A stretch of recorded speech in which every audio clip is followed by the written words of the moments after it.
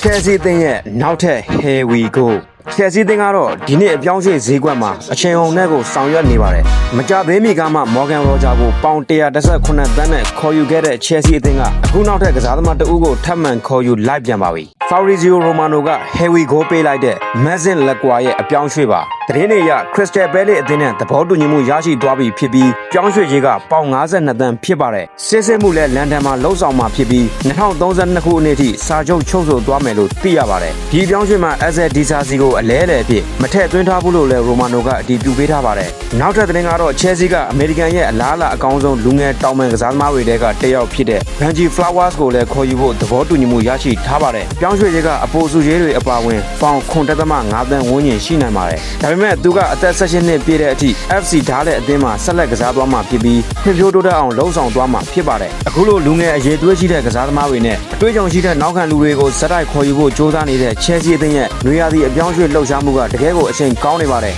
ဒီအပြောင်းရွှေ့တွေအားလုံးပြီးမြောက်သွားရင် Chelsea အသင်းကလာမယ့်ရာသီမှာချန်ပီယံပြိုင်ပွဲကိုပြန်လည်စိန်ခေါ်နိုင်မလားမိတ်ဆွေတို့ဘယ်လိုထင်လဲဗျကွန်မန့်မှာမှတ်ချက်ရေးပေးခဲ့ကြပါဦးအားလုံးကိုကျေးဇူးအထူးတင်ပါတယ်ဗျာ